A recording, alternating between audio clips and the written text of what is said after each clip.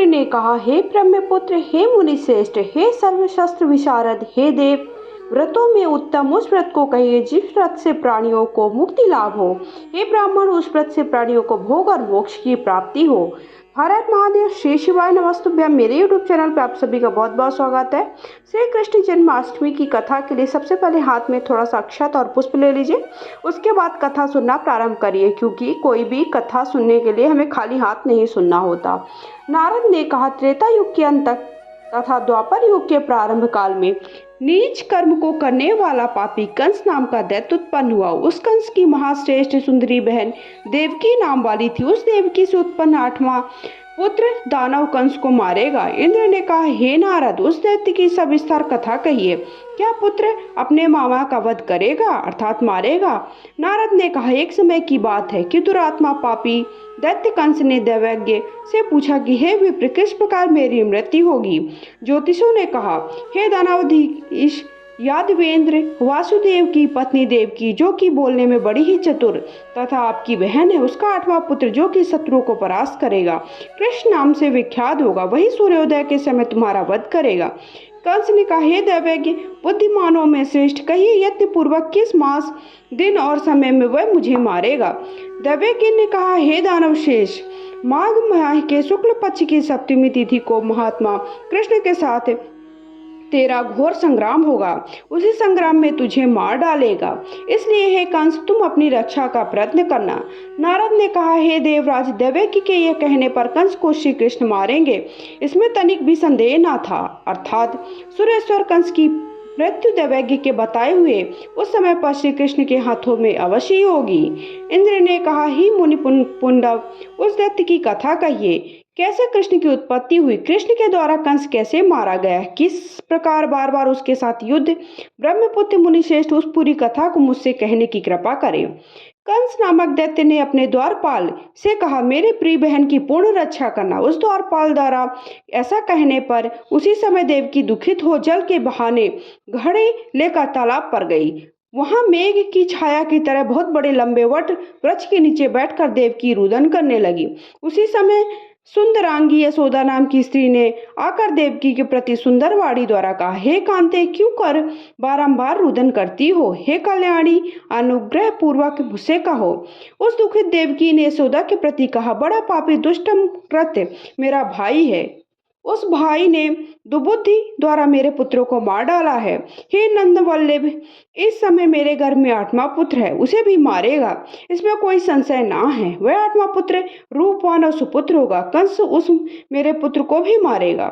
यशोदा ने कहा, हे विप्रे, हे कांते, मत रो, मेरे सर्वगार्भित वाणी को सुनो। यदि मेरी कोई कन्या उत्पन्न होगी तो तुम पुत्र के बदले उस कन्या को ग्रहण कर लेना। यशोदा ने कहा, तुझे सुतार्थ कन्या दूंगी। देवकी ने कहा, सत्य कहती हूँ, ऐसा कहने लगी। तदंतर महादुष्ट कंस ने द्वारपाल से पूछा, देवकी कहाँ है? इस समय घर पर नहीं दिखाई दे रही। द्वारपाल ने दैत्य कंस के आगे नम्रता पूर्वक कहा, हे स्वामिनी, जल के लिए कल्याणी देवकी तालाब पर गई हैं। द्वारपाल की वाणी सुनकर कंस क्रोधित होकर कहने लगा, तो इस समय जहाँ देवकी है वहां पर जा।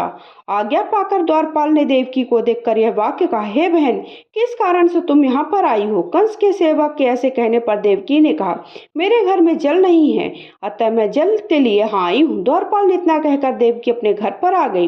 इधर कंस भी अपने घर पर आकर द्वारपाल से कहने लगा, अपने घर के भीतर रहती हूँ इस बहन की रक्षा करना। आप कंस भी उस देवकी की रक्षा करता था। अपनी बहन को घर के भीतर बंद कर दरवाजों में ताले लगाकर बाहर सूल और मुद्दर लिए दैत्यों को नियुक्त किया। इस प्रकार घर में रखकर उसने अपने विजय मंदिर में चला गया। वहां पर भी दिन रात नहीं सोता था, यो देवकी की रक्षा करता था। एक समय सिंह राशि के सूर्य में आकाश मंडल में जलधारी मेघों में अपना जमाव डाला। भाद्रपद महीने की कृष्ण पक्ष की अष्टमी आधी रात को वृषभ राशि के चंद्रमा में रोहिणी नक्षत्र में बुधवार सौभाग्य योग से संयुक्त चंद्रमा के अर्धरात्रि में उदय होने पर आधी रात के उत्तर एक घड़ी जब हो जाए तो श्रुति स्मृति पूर्णोत्कल फल प्राप्त होता है, इसमें तनिक भी संशय ना है। इंद्र, ऐसे विजय नामक शुभ मुहूर्त में कृष्ण का जन्म हुआ। कृष्ण के प्रताप से उसी क्षण दरवाजे खुल गए। इधर द्वारस्थ अस्त्रधारी सब दैत्य मूर्छित हो गए।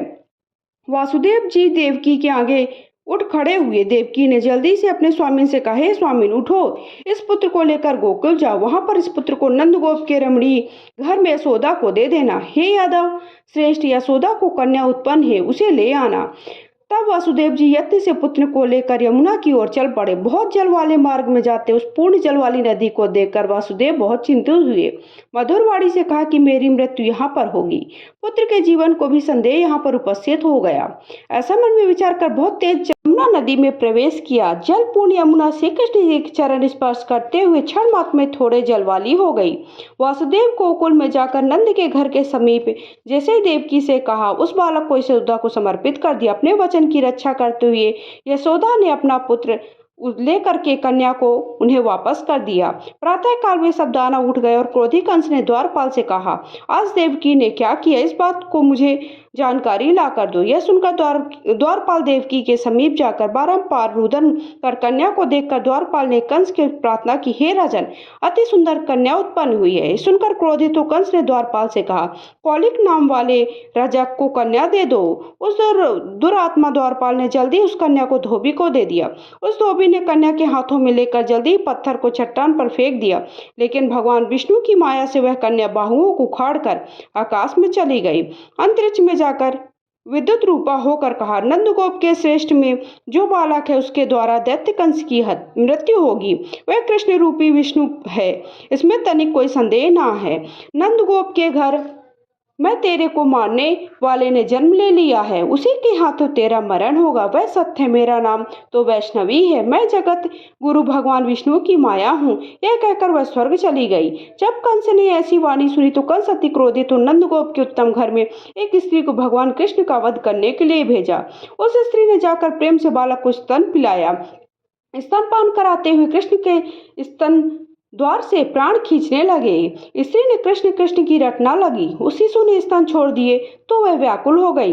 जहां से आई थी वहां फिर से चली गई। उसने अपनी कृष्ण संबंधी सारी कथा सुना दी। हे कंस, उसे साधारण बालक ना समझना, वह भुवनेश्वर है। तदंतर दुरात्मा कंस ने एक विकट ब्राह्मण को भेजा। नंद की पत्नी यशोदा ने ब्राह्मण को आते देखकर, द्विज, तुम इस बालक इस घर की रक्षा करो, मैं बालक पर तालाब पर पानी के लिए जा रही हूँ। ब्राह्मण और उस बालक को मारने लगा। इससे कृष्ण ने मुख की दही और बर्तन में कर दिया। यशोदा ने वहां आकर उस ब्राह्मण को मुख में दही लगी देख तो क्रोध से कहने लगी, आपने यह क्या किया जो दही का पान कर लिया, अब तुम्हें दही नहीं दूंगी। उधर ब्राह्मण कंस के समीप आकर कहने लगा, वह बालक तो भगवान विष्णु है, त्रिलोक के नाथ है, ऐसा समझो, इसमें तनिक भी संदेह नहीं है, वह तुम्हारा निश्चित वध करेगा। ब्राह्मण की ऐसी वाणी सुनकर कंस ने कृष्ण को मारने के लिए बहुत उपाय किए। मूर्ख कंस कृष्ण के मारने के लिए दिन रात कुछ न कुछ सोचता रहता। कंस ने पूजित केसी नामक दैत्य को भी भेजा। फिर महासुर कंस नामक दैत्य को बैल के रूप में भेजा। इस प्रकार से कंस बार बार प्रयास करता रहा।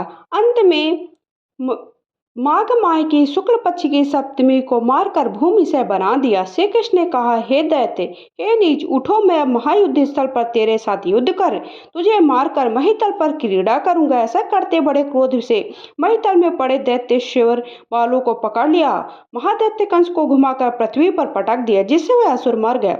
उस असुर के मरने पर देवताओं ने शंख बजाए। संसार के सब लोगों ने आपस में वासुदेव के लिए जय जय शब्द का उच्चारण किया। श्री वासुदेव की अर्चना इंद्रादि देवताओं ने आकाश में पुष्प वर्षा की।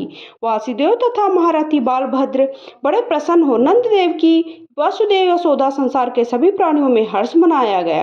हे नारद, इस कृष्ण जन्माष्टमी के व्रत को कहा मैंने, आप व्रत की कथा मैंने आप सबको सुना दी है। इसको करने से जो भी आपके कष्ट है वो दूर होते हैं। श्री कृष्ण भगवान की आप पर हमेशा दया दृष्टि बनी रहती है। बोली जय श्री कृष्ण।